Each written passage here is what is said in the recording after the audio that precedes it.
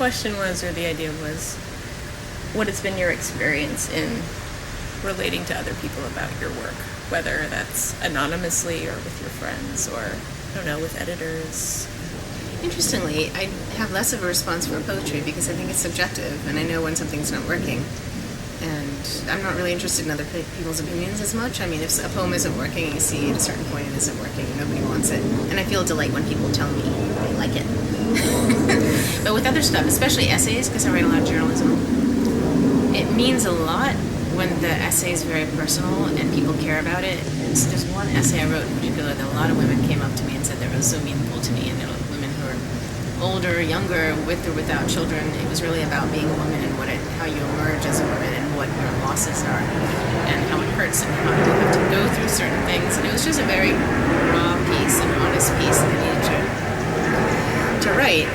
And over time I kept meeting women and be like, oh, you're that woman, you're Diane Mehta who wrote that essay, I remember that, thank you for that essay. And they were in different stages of their lives, sort of had different things, and that meant a lot because there was an emotional connection. No one really said anything about the writing, which I'd taken great care with, and it was, I think, well written, but that wasn't the point. The point is that so many people had a common feeling of despair in different ways about their lives that I appreciated, so I felt less alone, a lot less alone after that, and I thought, oh, people really responded to this piece.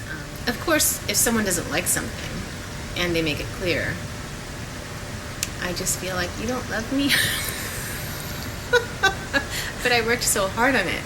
But usually that's sort of, I interestingly have that relationship with my ex-husband because he was an editor of my work, just a casual editor for a long time, and he would see that he would get stressed. So I feel like sometimes this is about your relationships with your friends, with your exes or whatever, and he would get stressed and not really want to talk about it. And I'd say, well, why? And I'd get really aggressive. No, it's good. I think it's good. I think you're wrong. Why don't you like it? Why don't you like it? What's wrong with it? And he wouldn't be able to put it because I was attacking him. So he would just shut down. He wouldn't be able to put into words.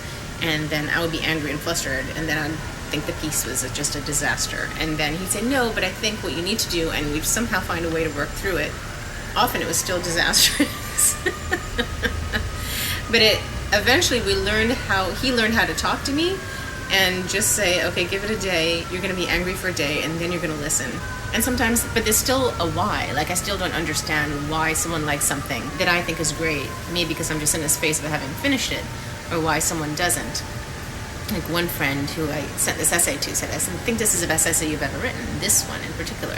And I just said, why? Why not this one and this one? Remember those two? I really like those. Didn't you think this one was the best? Why is this one the best? And she said, what do you mean why? And I said, I want to know why. Like, what about it makes it the best? Like, what's good about this essay that you think I've scored on this and that I've gotten all the right feelings?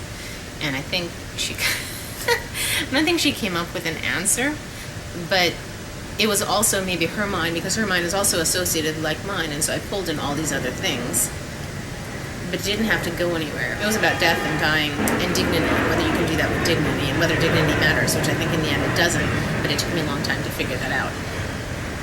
I still don't know exactly why she likes it, and I don't know exactly why some people love certain things and not others, but I don't like when people don't like my work.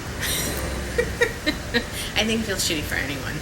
And my editor, who's helping me with my novel recently, said something when I didn't win the prize that I had actually expected to win. She wrote back and said very frankly, and she clearly likes my work, she said, Diane, some people will not like your work. And at first I was so taken aback by that frank way of talking, because I thought, well, no, I write good sentences, and you've edited it, you know that this is a good book. And I thought, no, she's right. Some people, no matter what, will not like my work, end of story. And I just have to accept that. And I was so grateful after a few hours. And I thought, she's right. So not everyone is going to love my work just because I love it or I wrote a certain kind of book. It's not. And another friend had said in response to, I'm done with my book. It's, it's good. It's perfect. It's done. She goes, it's not perfect. And I'm like, no, it's perfect. It's been, everything matches and everything, works. And she said, it's never perfect. And I said, okay, fine, it's never perfect. And I said, that's not the point. The point is it's finished. She goes, okay, it may be finished, but it's not perfect. Which is perfect. You could go endlessly on and on and on and on. And I thought, okay, but we're not going to do that because it's a book.